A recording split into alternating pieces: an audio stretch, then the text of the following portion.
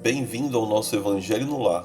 Não se esqueça de se inscrever no canal, curtir e compartilhar com seus entes queridos e deixar seus comentários e pensamentos.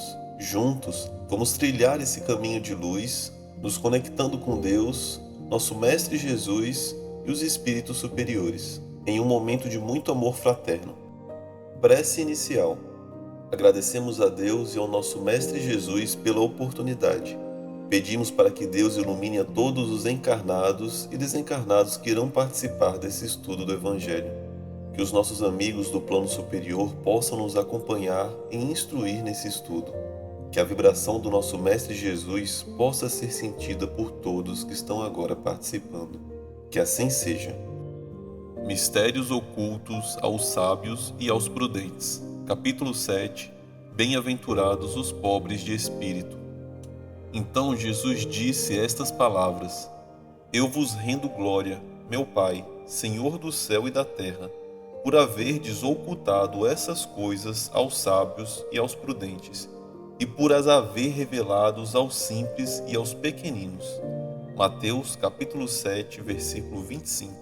Pode parecer estranho que Jesus renda graças a Deus por ter revelado estas coisas aos humildes, aos simples e aos pequeninos, que são os pobres de espírito, e de tê-las ocultado aos sábios e aos prudentes, mais capazes aparentemente de compreendê-las. É preciso entender pelos primeiros os humildes, os que se humilham diante de Deus e não acreditam ser superiores a ninguém, e pelos segundos, os orgulhosos, envaidecidos de seu saber mundano, que se acreditam prudentes, pois negam a Deus, tratando-o de igual para igual, quando não o rejeitam. Na antiguidade, prudente era sinônimo de empáfia, dono da verdade.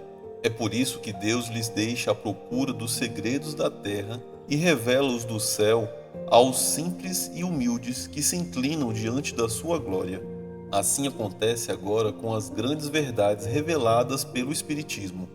Alguns incrédulos admiram-se que os espíritos façam tão pouco esforço para os convencer, e que eles se ocupam dos que buscam a luz com humildade e de boa fé, ao invés daqueles que acreditam possuir toda a verdade e pensam que Deus deveria primeiro provar-lhes que existe, para poderem aceitá-lo e ficar muito felizes em conduzi-los a si. O poder de Deus manifesta-se nas pequenas como nas grandes coisas. Ele não coloca a luz sobre o alqueire, uma vez que a espalha com abundância por todas as partes. Cegos são aqueles que não a veem. Deus não quer lhes abrir os olhos à força, uma vez que lhes convém mantê-los fechados. Sua vez chegará, mas primeiro é preciso que sintam as angústias das trevas e reconheçam a Deus e não o acaso, na mão que atinge seu orgulho. Deus emprega, para vencer a incredulidade, os meios que julga conveniente, conforme os indivíduos. Não é o incrédulo que deve determinar a Deus o que fazer ou o que dizer, dizendo: se quiserdes me convencer, é preciso escolher esta ou aquela maneira, tal momento antes daquele outro, porque isto é o que me convém. Que os incrédulos não se espantem, portanto, se Deus e os espíritos, que são os agentes de sua vontade, não se submetam às suas exigências. O que diria se o mais simples de seus servidores quisesse se impor a eles? Deus impôs suas condições e não se sujeita às deles. Ele ouve com bondade aqueles que o procuram com humildade, e não os que se acreditam maiores do que ele. Não poderia Deus mostrar-lhes pessoalmente fatos sobrenaturais na presença dos quais o incrédulo mais endurecido se convenceria? Sem dúvida, poderia, mas que mérito teriam eles e, aliás, de que isto serviria? Não os vemos todos os dias negarem-se à evidência e até mesmo dizerem: se eu visse, não acreditaria, pois sei que é impossível. Se eles se recusam a reconhecer a verdade, é que o seu espírito ainda não está pronto para entendê-la, nem seu coração para senti-la. O orgulho é o véu que tampa a sua visão. De que adianta mostrar a luz a um cego? É preciso, em primeiro lugar, curar a causa da cegueira e, como médico hábil, Deus corrige, primeiramente, o orgulho. Não abandona seus filhos perdidos. Sabe que cedo ou tarde seus olhos se abrirão, mas quer que isso aconteça por vontade própria. E então, vencidos pelas aflições da incredulidade, se lançarão por si mesmo em seus braços e, como filhos pródigos, lhe pedirão perdão. Vamos aos comentários. Esse texto do Evangelho, segundo o Espiritismo, ele vem iniciando com uma passagem do Evangelho de Mateus, onde Jesus ele agradece a Deus por ter revelado os seus ensinamentos aos simples, aos humildes, e não para os sábios, os inteligentes, os orgulhosos. Mas apesar de gerar uma certa estranheza essa passagem, o que isso significa realmente para nós? Quando Jesus ele agradece a Deus por revelar os ensinamentos aos simples, ele nos ensina que a verdadeira sabedoria ela não vem do intelecto, dos estudos ou de meios que estimulam a arrogância, mas sim através da humildade e da abertura do coração para conseguir aprender e compreender os ensinamentos de Deus. Mas quando a gente fala nos simples e nos humildes, isso não quer dizer que são aqueles que não sabem nada, mas sim são aqueles que reconhecem que não sabem de tudo e que estão dispostos a aprender.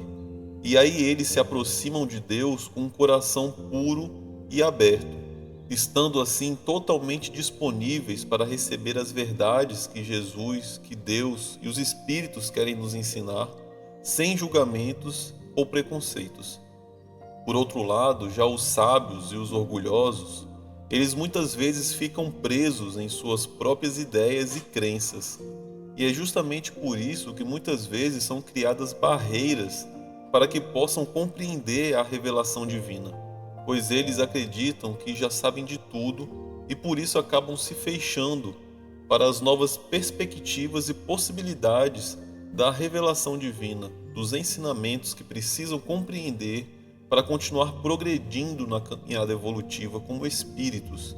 E a gente precisa compreender também que Deus, com seu infinito amor, ele respeita o livre-arbítrio de cada um. Ou seja, ele não força ninguém a acreditar nele, mas ele oferece, sim, para todos a oportunidade de conhecer a verdade e fazer as suas próprias escolhas. E apesar de Deus, como Criador e Senhor do Universo, poder utilizar de diversos meios para auxiliar os incrédulos em sua jornada, ele não se submete às exigências deles. Ou seja, se o incrédulo exige que Deus comprove a sua existência de alguma forma que ele queira, Deus não se submete a isso, porque a autoridade de Deus é inquestionável e ele não precisa provar a ninguém que existe ou que exerce o seu poder. Deus está sempre disposto a guiar todas as pessoas na sua jornada espiritual e não converter elas à força. Ele reconhece o fardo de cada um e abraça todos nós com seu infinito amor, para que possamos nos sentir acolhidos e fortes para suportar dificuldades e continuar evoluindo na nossa jornada espiritual. Então, meus amigos, esse texto ele nos convida a refletir, a fazermos uma transformação interior. E essa transformação seria através da simplicidade e da humildade, para que assim a gente possa abrir nossos corações para a sabedoria divina e que possamos assim construir uma vida plena e significativa. E nunca se esqueçam que Deus está sempre presente em nossas vidas e pronto para nos guiar, porque o amor e a misericórdia de Deus é infinita e está sempre disponível para todos. Então, meus amigos, que esse Evangelho possa nos inspirar a buscar a verdade com humildade, a amar a Deus, ao próximo e que assim possamos transformar a nossa vida para melhor. Com isso, encerro meus comentários. Se você quiser fazer o seu, pause o vídeo e depois retorne. Vibrações. De olhos fechados, vibremos em harmonia por muito amor, paz e equilíbrio para toda a humanidade. Pela implantação do Evangelho em todos os lares, pelo equilíbrio e paz de todas as famílias, pelo perdão e concórdia dos que sintetizam conosco, visualizando a união e amizade mútuas, pela cura e sustentação dos familiares e amigos,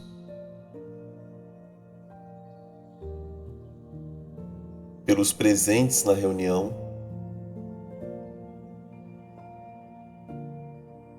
pelos familiares e amigos desencarnados, pelo lar onde está sendo feito o Evangelho.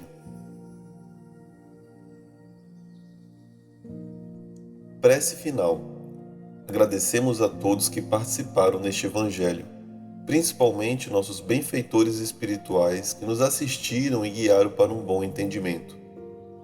Pedimos que nos ajudem a pôr em prática os ensinamentos do Evangelho aqui aprendidos e que possamos nos sentir fortificados na prática do bem e do amor ao próximo.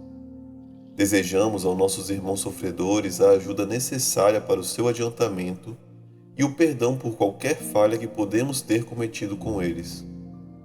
Pedimos que nos livrem dos maus pensamentos e que nos ajudem a não darmos entrada a nenhum mau espírito que queira nos induzir ao mal. Que Deus, nosso Mestre Jesus e os bons espíritos possam nos guiar no caminho do bem e nos envolvam em um manto de muita luz e amor.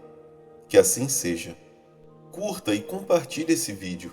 A maior caridade que podemos fazer pela doutrina espírita é a sua divulgação. Assim daremos a oportunidade para os outros conhecerem também o Espiritismo. Até a próxima, amigos!